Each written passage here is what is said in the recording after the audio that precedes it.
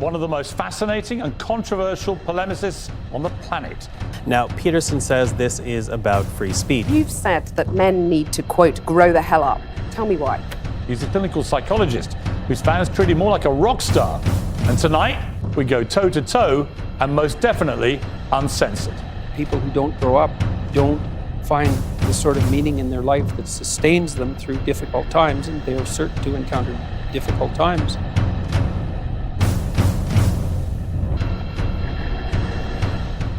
Today I want to talk about Jordan B. Peterson, and I want to share with you guys a few of the concepts that I've learned from him, and very, very useful concepts. But if you already click on this video, you might already know who Jordan B. Peterson is. For those who don't know, Jordan B. Peterson is a Canadian psychologist. He has wrote a few successful books, but he became very recognizable in 2016 when he criticized the Bill C-16, which in Peterson's opinion, it was against free speech. Like, that's when Peterson gained international recognition, if I can say so. Bill C-16, in simplified terms, prohibits people from misgendering trans individuals who choose to be referred to by pronouns different from their original ones.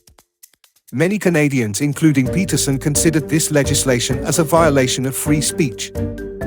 Today I'll be sharing with you 3 concepts that Jordan B. Peterson talks that are so attractive to millions of people.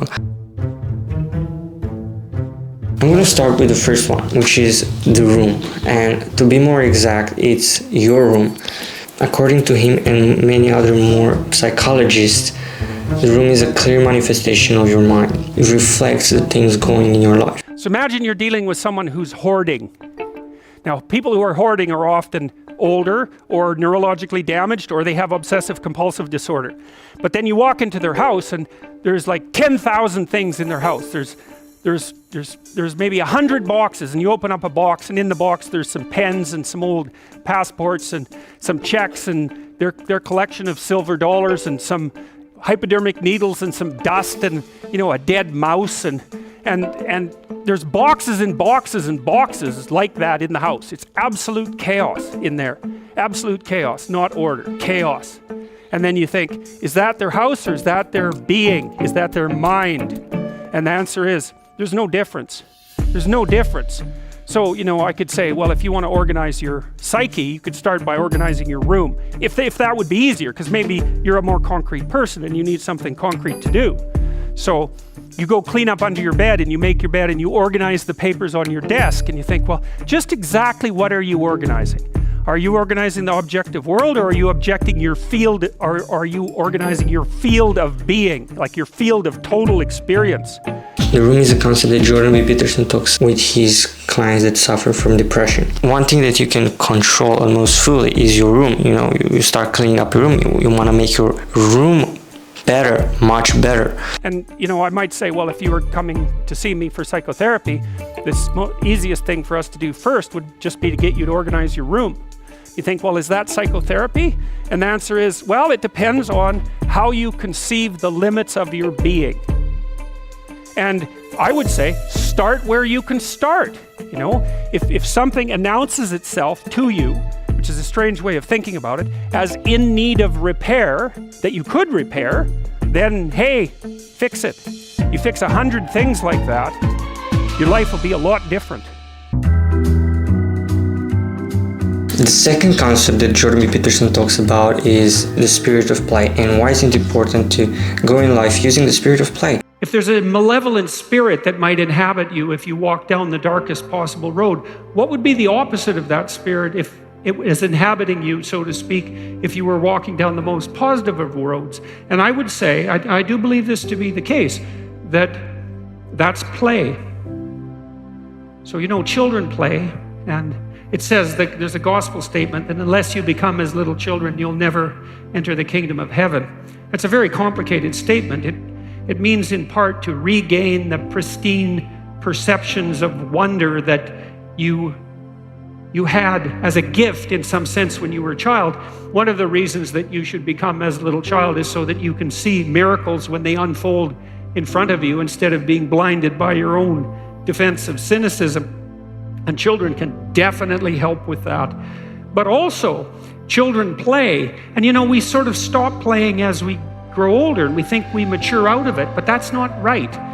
What happens is that we can no longer do it. If you're wrestling, and fathers really like to do this with their kids, and kids really like it and they really need it, it teaches you the extent of your body, it teaches you how to twist your body and to push it to its limits and to expose yourself to fear. Maybe your father throws you up in the air and catches you. Can you imagine someone doing that to you as an adult?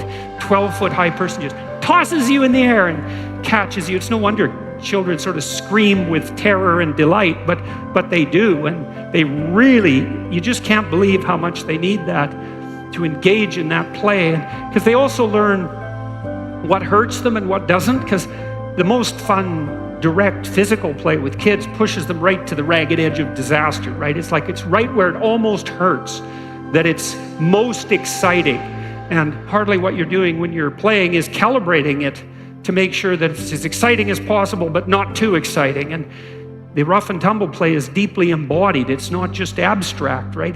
It involves pain and anxiety and excitement and frustration and turn-taking and attention. It's very sophisticated, and that's just on the rough and tumble front. And then later, as kids develop, they start to engage in pretend play. And there's no difference between pretend play and thinking. They are the same thing, and children envision who they might be. They construct a fictional character, a father or mother playing house, let's say. That's a very common form of pretend play. And then they act it out. And in doing so, they inhabit the roles that they're going to take on as their adults. And if they don't do that, they don't know how to do it. There are preconditions for play among children. One precondition is the person that you would like to play with has to want to play with you, right? It has to 100% be voluntary. Because you might ask yourself, how do you know if you're interacting with another person properly? Well, you might ask, well, what does properly mean? Well, it might mean they want to interact with you. It might mean they want to interact with you in a way that could repeat many, many times and maybe improve as it's repeating. You want to get along with people, and you want it to work now, but you want it to work now in a way that gets better across time.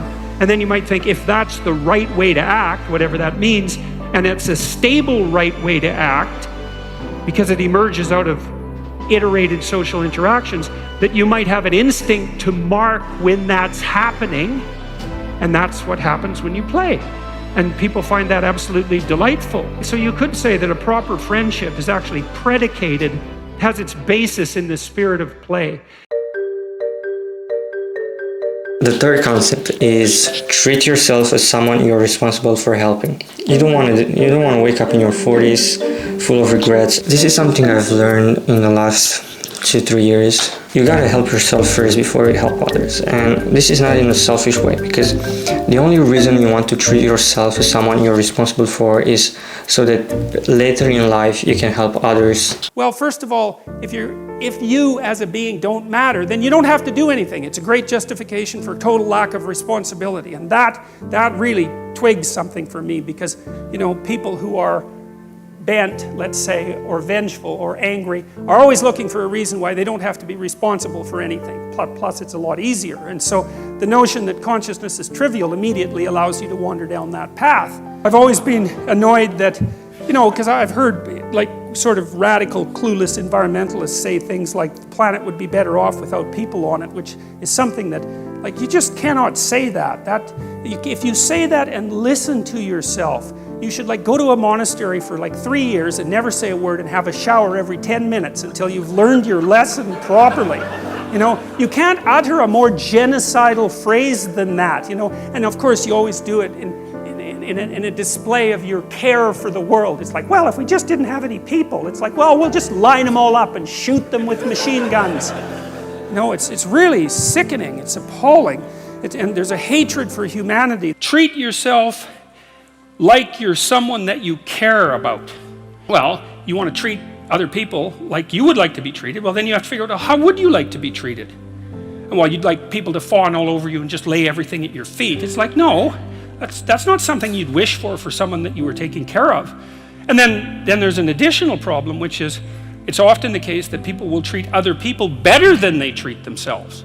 That happens extremely frequently. So one of the things I pointed out in chapter 2 was that if you have a dog and you take him to a vet and the vet gives you the prescription medicine, you'll go buy the medicine and you will give it to the dog and you will do it properly. But if you go yourself to a doctor and you get a prescription, there's a 30% chance you won't even pick up the medication. And if you do, there's a 50% chance that you won't administer it to yourself properly. And so I really thought about that. When I first came across that statistic, it was another one of those little facts. I thought, you'll do it for your dog, so obviously you'll do it for something you care about, and you're conscientious enough so you'll actually do it. So like, why wouldn't you do it for you? Your dog likes you, even your dog would rather that you did, but you don't. And it's actually one of the reasons that modern medicine doesn't work nearly as well as it could, because people just don't take their medication. Why people don't like themselves very much. And I think there's two reasons really, and one is that we're fragile and damageable and imperfect in multiple dimensions all the time, and that often just gets worse. Lots of things get worse as you get old, for example. So it's not necessarily that easy for a self-conscious being who's extraordinarily aware of his or her own fragility, but not just fragility, foolishness and errors. Like, you know yourself better than anyone else knows you, and you might have a certain amount of dislike for someone you know because of something they did, but you know everything you did. Jesus, that's a drag, man. You have to carry that along behind. It's like, really, I did that, And then, so there's that. It's like you're weak and kind of useless and prone to temptation, and all those things, that just shouldn't be that way. And then you're also capable of pretty vicious acts of malevolence, and so you also know that about yourself. And so it's a real existential question for people. It's like, why the hell should you take care of something as sorry and wretched as you are? And that's really what the chapter is about. It's because the answer in the chapter is, you're, first of all, yes, you're pretty useless and terrible, but so is everyone else, and that's actually an existential problem, right? And what I mean by that, it's a problem that every human being has always had and always will. So it's not just you, it's a universal problem. And that there's an answer to that, and one of them is to what does it just say? Love the sinner but hate the sin. It's something like that, is that despite the fact that you're not all that you could be, the proper attitude to have towards yourself is the attitude that you would have towards someone that you genuinely cared for. And that it's incumbent on you to act as if you genuinely care for yourself, just like you would act towards someone that you actually cared about, some other person. And so it's a reversal in some sense of the golden rule, right? And it's a discussion of why that's necessary. And also, more than that, it's a discussion of why you have a moral obligation to do that. It's not just that you should because it would be better for you. You actually have a moral obligation to do that, I think, because you make the world a much better place, much worse place if you don't take care of yourself. So you should bloody well take care of yourself, because, well, that's what the chapter is about. It's partly because you have something valuable to bring into the world.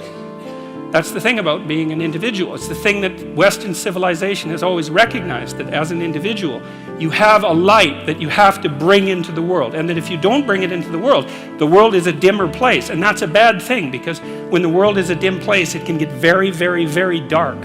And so it's necessary, not just so that you feel better, not just so that you're a #1 lobster, none of those things. You need to take care of yourself because you're in the best position to do that. And it's necessary for you to take care of yourself. Despite the fact that we're mortal and vulnerable and self-conscious and capable, not only capable of doing terrible things, but actually do them. Despite all that, you still have that responsibility. Thank you so much for watching, and I'll see you in the next one.